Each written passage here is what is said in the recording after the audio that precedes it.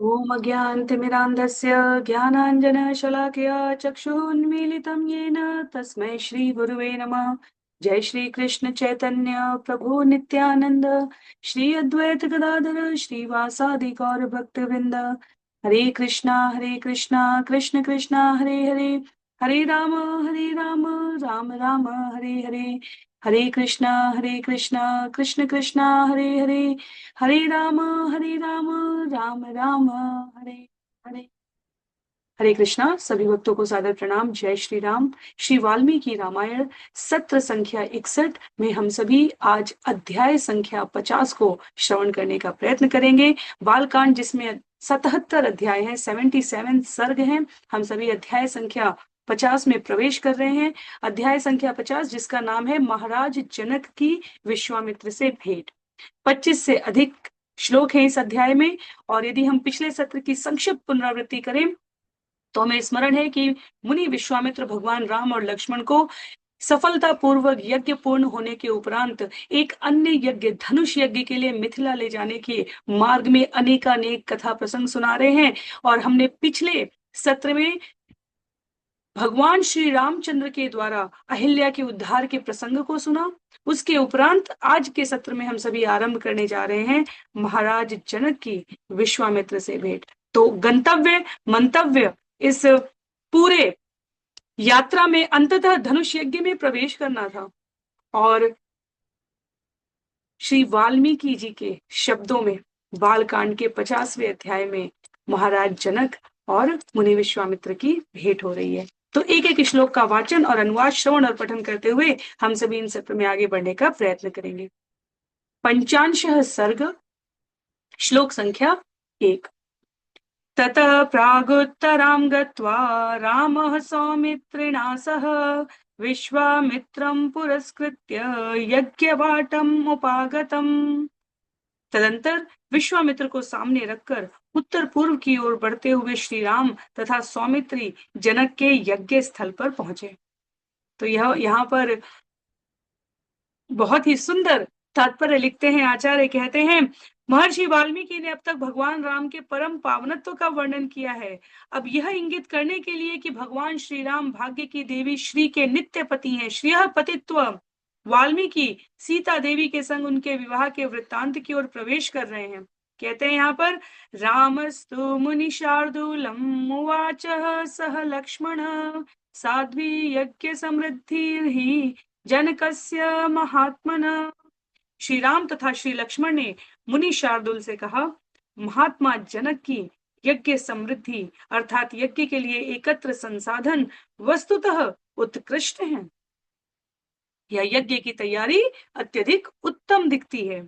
बहूनिह सहस्राणि नाना देश निवासिनां ब्राह्मणानां महाभाग वेदाध्ययनशालिनां ऋषिवाटाश्च दृश्यन्ते शक्तिशतः संकुला देशो विधीयतां ब्रह्मन् यत्र वत्स्यामहे वयम्। हे महाभाग ब्रह्मन, वेद अध्ययन में लीन नाना देशों तथा विभिन्न ऋषिवाट ऋषियों के आश्रम के निवासी बहु सहस्त्र हजारों हजार ब्राह्मण शतशकट सैकड़ों रथों या वाहनों के समूह के साथ यहाँ दृश्यमान दिखते हैं। कृपया किसी ऐसे स्थान का विधान व्यवस्था करें जहां हम निवास कर सकें। तो यज्ञ समृद्धि का, संसाधन की प्रचुरता का, ब्राह्मण ऋषि संस्कृति की समृद्धि यहाँ पर भगवान के शब्दों में त्रेता युग में इस धनुष यज्ञ में वर्णित की गई है। यह स्थान जन सघन है और इसलिए यहाँ पर अनुरोध करते हैं कि ऐसे स्थान का प्रबंध करें जहां किंचित पृथक करने के लिए, जहां सुव्यवस्था और जन सघन से युक्त इस स्थान की उपयुक्तता के मध्य हम स्वयं विश्राम निवास कर सकें।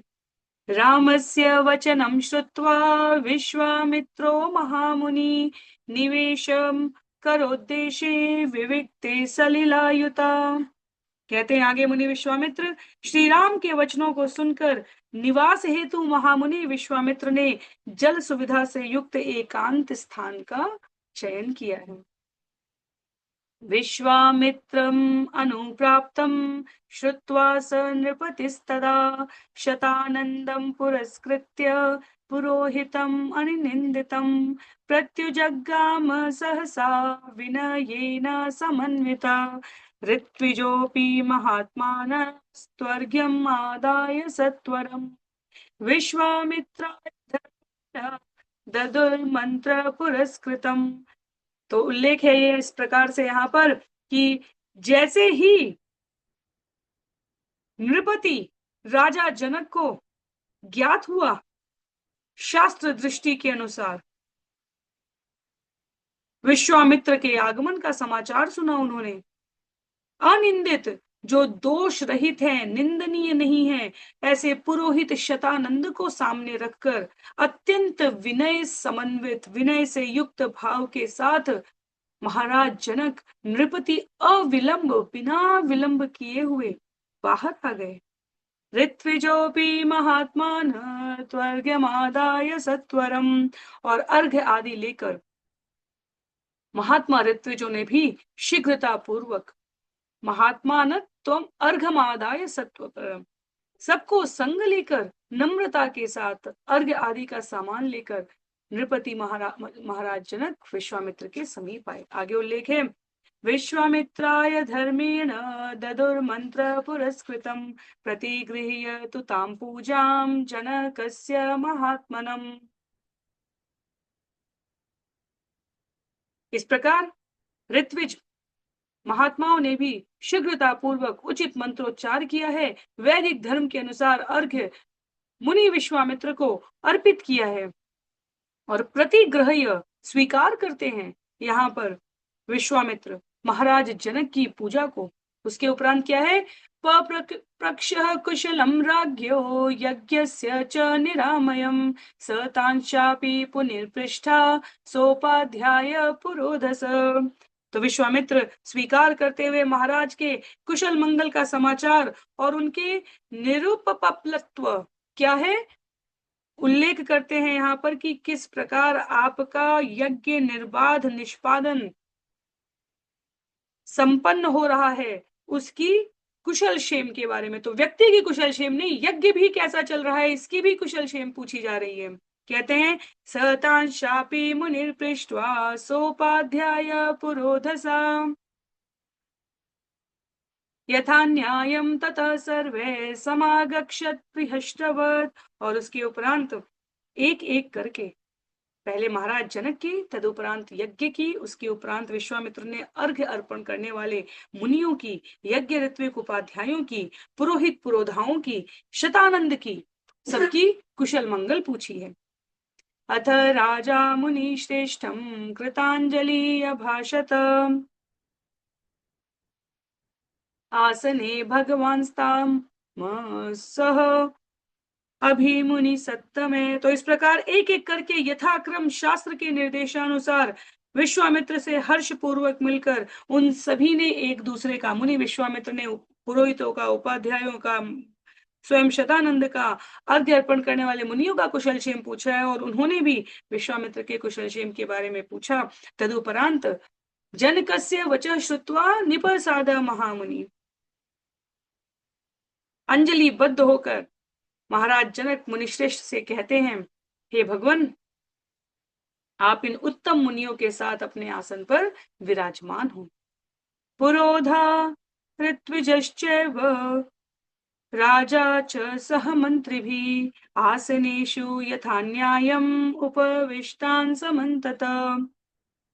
महाराज जनक के इन सुंदर वचनों को सुनकर महामुनि विराजमान होते हैं। तो राजा जनक भी अपने पुरोहित ऋत्विजों और मंत्रियों के संग उचित आसन पर बैठ रहे हैं और विश्वामित्र के निर्देश पर उनके द्वारा इस प्रकार आमंत्रित और आतिथ्य स्वीकार करते हुए अन्यों ने भी स्थान ग्रहण किया है। दृष्ट्वा तु नृपतिस्तत्र विश्वामित्रम् अथाब्रवीत् अथ यज्ञ समृद्धि में सफला देव तय कृता।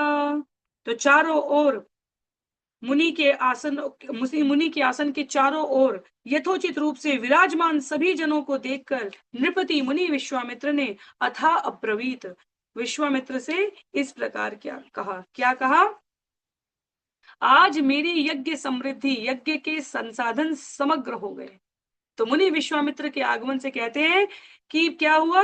देवताओं की कृपा से आज मेरा यज्ञ सफल हो गया।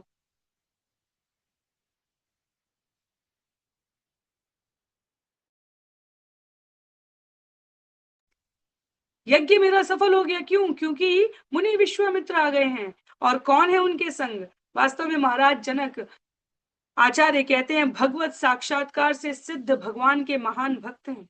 वो पहले से श्रील प्रभुपाद ने उनको राज ऋषि की उस श्रेणी में कहा है जो विदेह है, देह के परे जिनका भाव इस जगत में रहा है। तो देवताओं की कृपा से कहते हैं, मुनि विश्वामित्र की उपस्थिति से जो संसाधन भी यहाँ उपलब्ध हैं, उन सब की समग्रता आपके आगमन में है।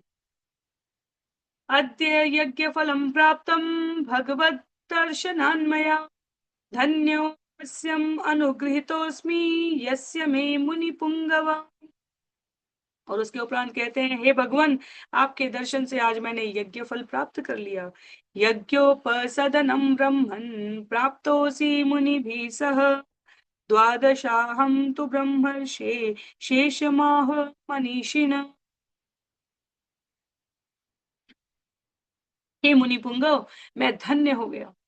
हे ब्रह्मन, मैं अनुग्रहित हो गया कि मुनियों के साथ आप मेरे यज्ञ क्षेत्र यज्ञोपसदन में पधारे हैं। हे ब्रह्मर्षि, वैसे तो मनीषी ऋत्विजों का कहना है, द्वादशाहम तो ब्रह्मर्षि, कि इस यज्ञ के समाप्त होने में 12 दिन अभी शेष हैं।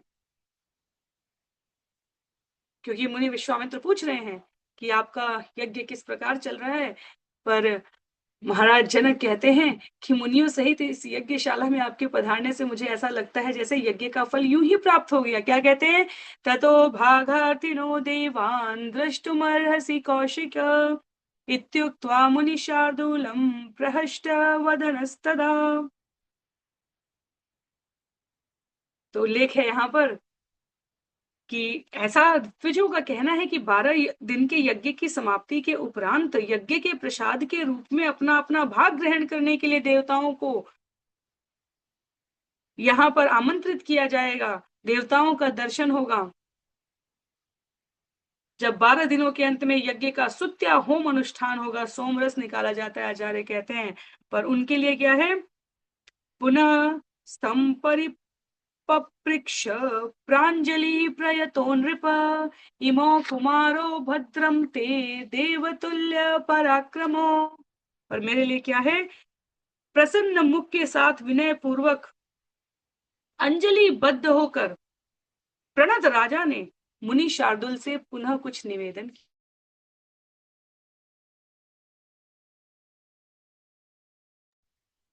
तो यहाँ पर कुशल क्षेम के उपरांत हम यह जो संवाद श्रवण कर रहे हैं, दोनों वर्ग समाज में अपनी अपनी प्रतिष्ठा के साथ है, पर एक दूसरे की महत्ता को स्वीकार करते हुए विनम्रता और सत्कार की प्रतिमूर्ति है। मुनियों में मुनि विश्वामित्र हैं, राजाओं में महाराज जनक हैं, तथापि ऋषि मुनि के द्वारा निर्दिष्ट सिद्धांत मार्गदर्शन से राजा प्रजा को सुशासन में व्यवस्थित रूप से भगवान के प्रतिनिधि के रूप में राज्य संचालन कर सके, इसके लिए इन दोनों अवयवों का, तत्वों का इतना सुंदर समन्वय यहाँ पर प्रस्तुत करते हैं। अंजलि बद्ध होकर हाथ जोड़कर राजा ने प्रसन्न मुख के साथ मुनि शार्दुल से इस प्रकार पूछा है, इमो कुमारो पुनस्त परिपपृक्ष प्रांजलि प्रयतो नृप। कितनी सुंदर बातें यहाँ पर कह रहे हैं महाराज जनक कि वैसे तो ऋत्विजों के अनुसार 12 दिन बाद यज्ञ समाप्त होने वाला है और देवता अपने अपने भाग को लेने के लिए आने वाले, लेकिन क्या कहते हैं? इमो कुमारो भद्रम ते देवतुल्य पराक्रमो। संग में बैठे हैं भगवान राम और लक्ष्मण और कहते हैं, ये दोनों देवताओं के समान पराक्रमी ये यहाँ किस प्रकार आ गए? हे मुने, आपका कल्याण हो, कृपया यह तो बतलाएं। तो वो कह रहे हैं कि वैसे तो देवता 12 दिन बाद आने वाले हैं, पर मुझे तो ऐसा प्रतीत हो रहा है कि ये दोनों कुमार तो देवतुल्य लगते हैं। ये कौन है, किस प्रकार यहाँ है? ऐसा नहीं है कि महाराज जनक को ज्ञात नहीं है। आचार्य कहते हैं, पर मुनि के माध्यम से भगवान को प्राप्त करने के लिए गुरु का संग, गुरु का निर्देशन, गुरु का मार्गदर्शन कितना महत्वपूर्ण है। महाराज जनक वेदों में वर्णित वैष्णव सदाचार को यहाँ गुरु के माध्यम से जानना चाहते हैं कि ये दोनों कौन है, भगवान कौन है। गुरु के माध्यम से कहते हैं, गज सिंह गति वीरो शार्दुल दृप भोपमो पद्मपत्र विशालाक्षो खड्ग तूरी धनुर्धरो। तो एक संग इनका उच्चारण करते हैं, क्योंकि सुंदर सुंदर भगवान के शोभायमान स्वरूप का यहाँ उल्लेख है। अश्विनाविव रूपेण समुपस्थित यौवनो यदक्षयेव गां प्राप्तो देवलोकादिवामरो बद्ध गोधांगलित्राणो खड्गवन्तो महाद्युति काकपक्षधरो वीरो कुमाराविव पावकी रूपोदार गुणे पुंसाम् दृष्टिचित्तापहारिणो प्रकाश्यं कुलस्माकं माम दर्तुमिहागतो कथं पद्म्यामिहं प्राप्तो किमर्थं कस्य वा मुने पुण्डरी विशालाक्षो वरायुधधरो बुभो।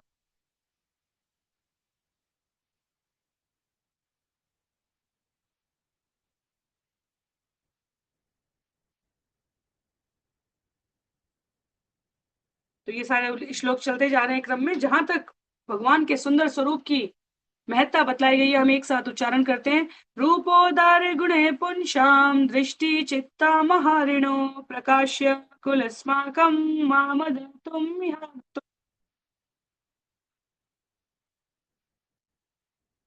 भगवान के सुंदर स्वरूप का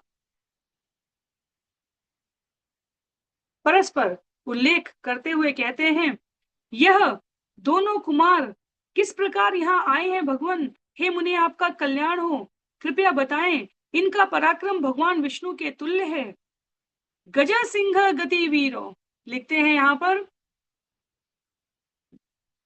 इनकी गज गति गज सिंह के समान है।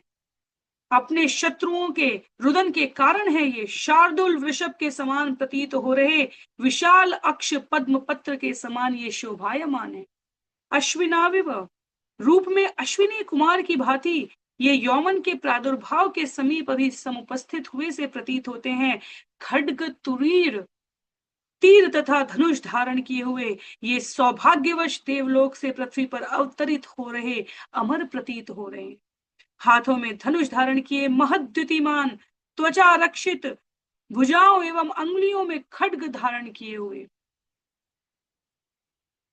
जिनके केश के लट कान तक लटक रहे हों, ऐसे काक पक्षधर ये वीर बालक अग्नि के प्रतीयमान होते हैं। आगे है, किस प्रकार और क्यों ये पैदल आए हैं। अपने रूप औदार्य आकर्षक गुणों से पुरुषों की दृष्टि एवं चित्त का अपहरण करने वाले ये निस्संदेह हमारे कुल के तथा मेरे उद्धार के लिए समुद्धारो पधारे हैं। ये किनके हैं भगवान, ये किनके हैं। कहते हैं यहाँ पर, किस प्रयोजन से आए हैं। भूषयन्ताविमं देशं चन्द्रसूर्याविवाम्बरं परस्परस्य सदृशो प्रमाणेङ्गितचेष्टिते। कहते हैं यहाँ पर, हे महामुने, भूषय, अंबर को भूषित करने वाले, चंद्र तथा सूर्य के समान इस देश, इस भूमि को आभूषित कर रहे, श्रेष्ठ आयुधों को धारण किए हुए ये वीर किनके पुत्र हैं। परस्परम सदृशो प्रमाणेंग चेष्टिते, मैं इनके विषय में तत्वतः प्रमाण के साथ सुनना चाहता हूं।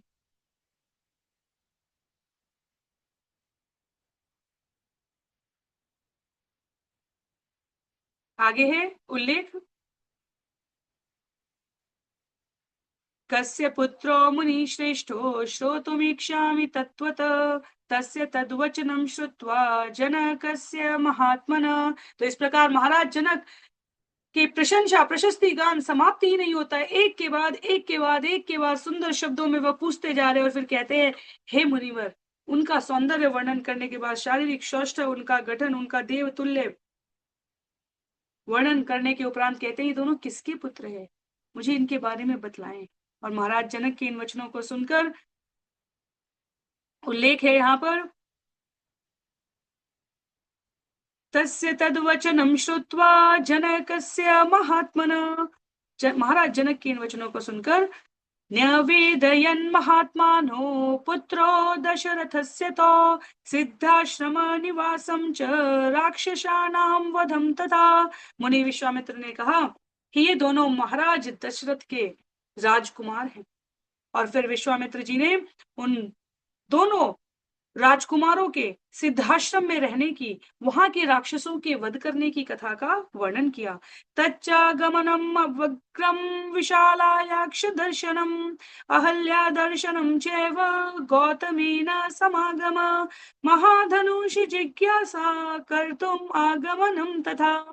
तो वहां पर रास्ते में विशाला नगरी को देखने का, राक्षस वध का, निर्बाध यात्रा का, अहिल्या दर्शन का, अहिल्या के साथ गौतम के पुनर्समागम का, भगवान शिव के महाधनुष दर्शन की जिज्ञासा का, मिथिला आगमन का वर्णन किया है।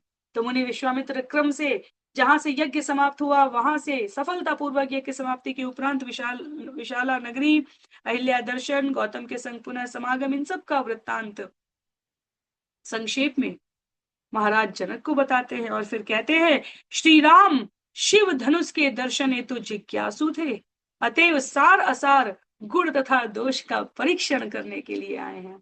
एतत् सर्वं महातेजा जनकाय महात्मने निवेद्य विररामाथ विश्वामित्रो महामुनि। तो इस प्रकार से अंतिम छंद है इस अध्याय का श्लोक। कहते हैं, महाराज जनक से ये सब निवेदन करके महातेजस्वी महामुनि विश्वामित्र ने अपनी वाणी को विराम दिया है। तो यह प्रथम मिलन है महाराज जनक और विश्वामित्र का मिथिला की इस यात्रा के प्रस्थान के इस उपक्रम में। और समस्त पूर्ववर्ती घटनाओं का सार देकर महाराज के समक्ष मुनि विश्वामित्र अपनी वाणी को विराम दे रहे हैं।